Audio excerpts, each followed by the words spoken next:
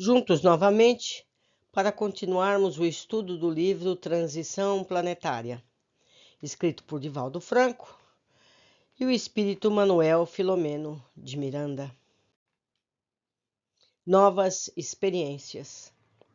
Após algum tempo de repouso e de meditação, deixei-me inspirar pela oração, entregando-me ao Senhor da vida para o ministério que deveria exercer com os nobres espíritos que logo mais visitaríamos a Terra. Um balsâmico bem-estar inundou-me e sentimentos que não pude conter as lágrimas de alegria e de gratidão aos céus por permitir-me aprender no trabalho com exemplos dos mais abnegados. Às 18 horas, encontramo-nos após uma oração pronunciada pelo Dr. Charles White. Tomamos o veículo especial que nos conduzia à cidade de Sumatra, na Indonésia, considerado o quarto país mais populoso da Terra, que fora assolada, entre outras cidades, dos muitos países atingidos, onde deveríamos instalar-nos com os demais grupos que nos anteciparam. A cidade tivera mais de 2/3 de sua área afetada pela inundação e pela destruição. Igualmente considerado o país mais populoso dentre os muçulmanos, seu povo, espalhado pelas inúmeras ilhas, não podia imaginar a grandeza da calamitosa ocorrência por falta de comunicação entre aquelas de origem vulcânica e outras de formação calcária. Alguns espíritos nobres acercaram-se da região no começo de dezembro, a fim de organizarem as comunidades transitórias para receberem os que desencarnariam em aflição no terrível futuro evento sísmico. Então, esse tsunami ocorreu em dezembro de 2004. Então, foi um mês antes, a comunidade espiritual já estava levantando os equipamentos e instalações para receber esses que iriam perecer ali. Ou seja, nada é surpresa para o plano espiritual. Continuando. Transcorrido algum tempo de viagem, chegamos à comunidade espiritual situada sobre a área tristemente atingida.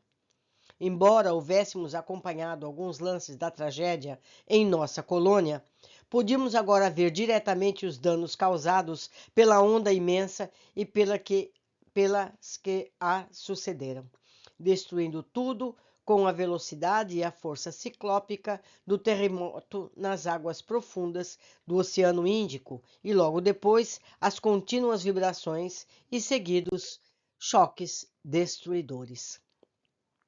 A força tempestuosa espalhara-se pelas costas da Índia, do Sri Lanka, da Tailândia, das Ilhas Fifi, das Maldivas, Bangladesh, parte da África, embora com efeitos menores, que alcançaram outras regiões do referido oceano.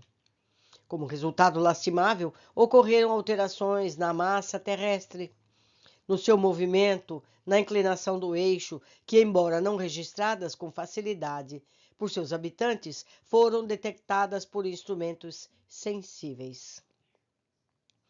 Então, eu vou ler de novo esse parágrafo. Como resultado do tsunami, do terremoto, do tsunami, como resultado lastimável, ocorreram alterações na massa terrestre, no seu movimento, na inclinação do eixo, que, embora não registradas com facilidade pelos seus habitantes, ou pelos terráqueos, foram detectadas por instrumentos sensíveis. A primeira onda, avassaladora, ceifara mais de 150 mil vidas, enquanto as sucessivas, carregadas de destroços de casas, barcos e construções de todo tipo, de árvores arrancadas e pedras, semearam o horror, arrasando as comunidades litorâneas. A psicosfera ambiental era densa, denotando todos os sinais inequívocos das tragédias de grande porte. Ouvíamos o clamor das multidões desvairadas, enlouquecidas pelo sofrimento decorrente da morte dos seres queridos, assim como em relação aos desaparecidos, a perda de tudo, vagando como ondas humanas sem destino. De imediato começaram a chegar as contribuições internacionais. Porém, Os instintos agressivos dominavam grupos de exploradores, de vadios e criminosos que se aproveitavam da oportunidade de ampliar a rapina e o terror. Tempestades vibratórias descarregavam energias densas sobre o rescaldo humano e geográfico, confrangendo-nos sobremaneira. Logo após encontrarmos o lugar que nos deveria servir de suporte para as incursões ao planeta, onde igualmente se alojavam outros grupos espirituais socorristas, o nosso gentil doutor explicou-nos qual a tarefa que deveríamos desempenhar naqueles primeiros minutos e, orientando-nos, mergulhamos na densa noite que se abatia sobre a região devastada. Os corpos em decomposição amontoavam-se em toda parte. Após ligeira identificação de familiares e a remoção de alguns para outros lugares, chamando-nos a atenção as fortes ações espirituais mantidas pelos recém-desencarnados, que sequer se haviam dado conta da ocorrência grave. Imantados aos despojos, estorcegavam, experimentando a angústia do afogamento, as dores das pancadas produzidas pelos destroços, o desespero defluente da ignorância. De quando em quando, escutavam-se preces e súplicas dirigidas a Alá, logo seguidas de blasfêmias e imprecações tormentosas. Movimentavam-se muitos encarnados em atividades de auxílio, apesar da noite densa, demonstrando a solidariedade humana, inúmeros dos quais haviam chegado de outros países, especialistas desse tipo de socorro, que se misturavam aos caravaneiros do além, igualmente dedicados ao amor ao próximo. Dr. White caminhou entre os muitos destroços e cadáveres da direção de um grupo de desencarnados, que me fazia recordar uma alcateia de lobos famintos ou chacais disputando os despojos das presas mortas. A balbúrdia era expressiva. O pugilato entre alguns espíritos era igualmente vergonhoso. Disputavam as energias dos recém-desencarnados, elucidou o respeitável médico. Vocês estão percebendo o que está acontecendo? Eu acho que sim, vocês entenderam bem. Continuando. Com essa atitude, agridem os espíritos em desespero, que mais se apavoram e tentam absorver-lhe as energias animais de que se nutrem, iniciando o infeliz processo de vampirização. O que acontece, meus amigos? Quando uma pessoa morre de doença, por estar doente ou pela idade avançada, o fluido vital se extingue lentamente. No caso de morte em acidentes, em situações climáticas desse tamanho, as pessoas estão plenas de fluido vital. E os espíritos que estão já desencarnados há muito tempo nas regiões são ávidos por esse fluido de que eles, entre aspas, se alimentam. Entenderam? É isso que acontece. Continuando. Identificando-se com aqueles cujas existências foram de irresponsabilidade, o que lhes permite a sintonia vibratória, buscam exauri-los, o que apressará a decomposição cadavérica, arrastando-os para regiões de desdita, onde os submeterão a sevícias e exploração mental de longo curso. E ele explica aqui que essa situação só acontece com aqueles que já eram pessoas de vibração irresponsável, baixa vibração, que vem a ser vibração do nível desses que estão se aproveitando. Pessoas de elevado nível espiritual ou que não são decadentes espirituais são logo recolhidas ou ela mesma se encaminha para regiões mais elevadas, ou no mínimo mais equilibradas. Continuando. E como são profundamente infelizes, disputam as vítimas como fariam os animais ferozes com os despojos das caças que acreditam pertencer-lhes.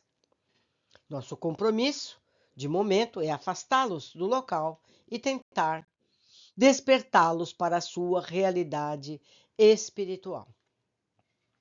Aproximamo-nos e, a um sinal do médico, Abdul, que se encontrava com a indumentária muçulmana convencional, levantou a voz e recitou um ayat, ou seja, um versículo de uma das suras, capítulos do Corão, em tonalidade ritmada, qual faria um muslim no seu recitativo na torre da mesquita.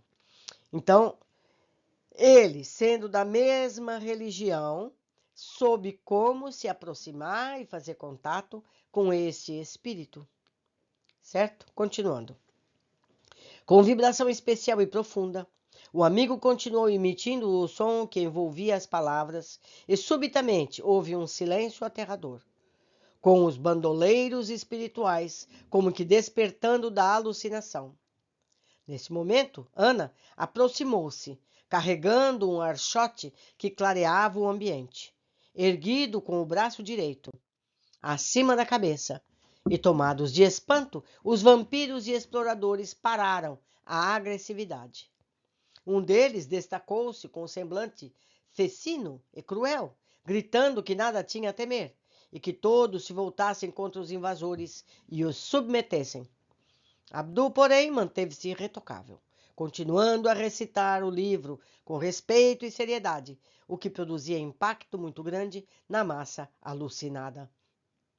Foi então que o Dr. White explicou-lhes a ocorrência que tivera lugar pouco tempo antes, naquele dia 26.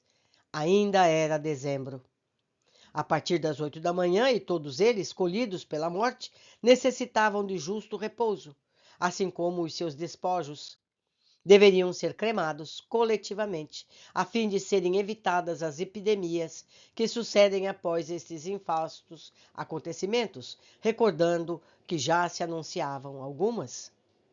Ante o espanto natural que tomou conta dos desordeiros espirituais, o padre Marcos tomou das mãos, que pareciam garras de um deles, o espírito que se debatia entre os fluidos materiais como resultado das ligações do perispírito ainda não totalmente interrompidas, o que lhe proporcionava angústias inenarráveis e o pavor pelo que experimentava decorrente do rude verdugo que não resistiu ao gesto bondoso. Observando os vínculos que se alongavam até um dos cadáveres, um deplorável estado de decomposição, o religioso, com movimentos circulares no sentido oposto ao ponteiro do relógio, trabalhou o chakra coronário, deslindando o espírito que gemia e retorcia-se em agonias inenarráveis, até que descargas densas e pútridas que eram eliminadas, a pouco e pouco foram diminuindo de volume, esgarçando até diluir-se totalmente. Via então o desencarnado cambalear e desfalecer. Ajudado por Yvon, o benfeitor retirou-o do magote, colocando-o a regular distância em sono agitado, dando prosseguimento com outro infeliz. O agitador que ameaçava Abdul disparou em velocidade, abandonando o grupo, enquanto o servidor do bem continuava conclamando-os à paz, ao respeito pelas vítimas, à compaixão, à misericórdia preconizados pelo seu livro sagrado, pelo Alcorão. Ato contínuo, embora prosseguisse a agressão de alguns mais rebeldes, seguimos a atitude do padre Marcos e procuramos atender alguns sofredores em comovedora aflição, que se libertavam das mãos perversas que os exploravam, trabalhando-lhes as fixações perispirituais, de modo a atenuar-lhes os sofrimentos acerbos. À medida que eram diminuídas as ligações com os cadáveres a que se encontravam imantados, experimentavam o torpor da desencarnação, entrando em sono agitado, típico das últimas imagens captadas antes da morte física. Colocadas um pouco distante da zona infectada pelos fluidos densos e danosos, grupos de padioleiros que se dedicavam a transferi-los para a nossa comunidade espiritual temporária conduziram-nos silenciosamente. Enquanto ocorria essa atividade, Abdul falava diretamente com alguns obsessores e zombeteiros que se encontravam presentes, explicando-lhes o sentido da vida e as leis que regem o universo. Naturalmente, incluindo o sombrio mundo em que se agitavam, tentando manter o mesmo comportamento vivenciado na Terra. Tratava-se da necessidade de transformação moral para melhor, a fim de poderem viver realmente, libertando-se da névoa que lhes entorpecia a inteligência e alucinava os sentimentos. Conhecedor da alma humana, o hábil esclarecedor não se intimidava ante as ameaças de alguns seres hediondos que dele escarneciam, assim como de todos nós, gritando epítetos vulgares e berrantes, ameaçando-nos de combate em defesa dos seus interesses. Sem enfrentamento verbal ou mental, continuávamos cuidadosamente em nosso mistério, diminuindo o número daquelas que se mantinham fixados nos corpos danificados, desejando reerguê-los, retomá-los para prosseguirem na caminhada humana. Dando-se conta da impossibilidade, caindo na realidade que não desejavam aceitar, perdiam completamente a lucidez e atiravam-se de encontro ao solo, ou contra uns aos outros, revoltados e em pranto de agonia, impedindo qualquer ajuda de nossa parte. Era natural, portanto, que houvesse um ponto de contato que nos facilitasse a execução do mistério a que nos dedicávamos. Não existem violências nas leis do amor, sendo necessária qualquer forma de identificação entre aqueles que necessitam e quem se dispõe a ajudá-los. Eis porque, não poucas vezes, o sofrimento ainda é a melhor psicoterapia de que a vida se utiliza para despertar os dementados pelo prazer e os aficionados da crueldade. O labor era exaustivo e de grande significado, porque o auxílio liberador da cada espírito que se beneficiava com a dádiva do sono e a imediata transferência para um dos setores de auxílio em nossa esfera, assinalava-lhe um novo caminho a correr, após despertar do letargo que passariam experimentado por algum tempo. Momentos houve de agitação, porque alguns dos exploradores de energia recusavam ceder as suas vítimas ao nosso apoio, ficando e apresentando-se em condições próprias para um pugilato físico distante de qualquer método de equilíbrio. O Dr. White, porém, comunicava-se mentalmente conosco, estimulando-nos ao prosseguimento, aproveitando-se indecisão de alguns verdugos, vinculando-nos a Jesus no ministério do amor, junto aos obsidiados a quem socorrera, vindo da sua autoridade, e desse modo continuamos. A patética da gritaria em frene e da desolação em volta doía-nos. No entanto, não podíamos deslocar-nos mentalmente da atividade que nos dizia respeito naquele reduto de putrefação e loucura. Atendendo a uma mulher desvairada, que segurava uma criança também lacrimosa e inconsolável, percebi-lhe a alucinação defluente do momento em que se desejou salvar com a filhinha de poucos anos de idade, buscando a parte superior da casa em que viviam. E a onda arrancou-a dos alicerces, despedaçando-a, esmagando-a contra os destroços ambos os corpos. Podia-se ver-lhe os registros na mente alucinada. Não parava de gritar suplicando socorro, acreditando-se, como realmente se encontrava, perseguida por seres demoníacos que a desejavam submeter. Tocando-lhe a fronte espiritual, emitindo sucessivas ondas de amor e paz, percebi que me captava o pensamento, e porque estivesse estimulada a fé religiosa, pôde perceber-me em seu e no auxílio à filhinha, deixando-se conduzir para fora do círculo em que se encontrava aprisionada, embora ainda vinculada ao corpo, reduzido a frangalhos. A pequenina encontrava-se livre da injunção perispiritual da matéria e logo acerenou-se ao receber as vibrações que se exteriorizavam deste servidor em sua direção. Yvonne veio em meu socorro e começamos a concentrar a nossa atenção nos laços que a mantinham presa ao veículo carnal sem qualquer utilidade naquele momento.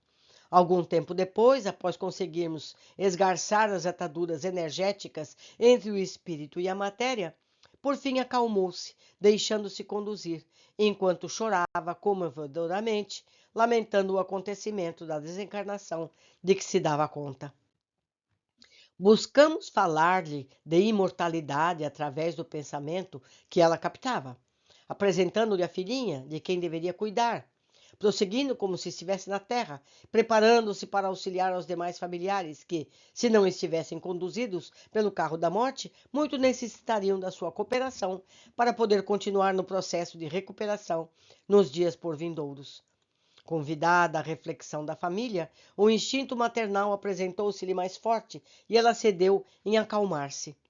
Conseguiu locomover-se, embora com alguma dificuldade, abraçando a criancinha que adormecera em seu regaço e a conduz a um grupo de auxiliares especiais que, a partir daquele momento, se encarregariam das providências compatíveis com seu estado. Ainda não víramos tudo o que a natureza humana faz enquanto lhe predominam as forças brutais do primarismo.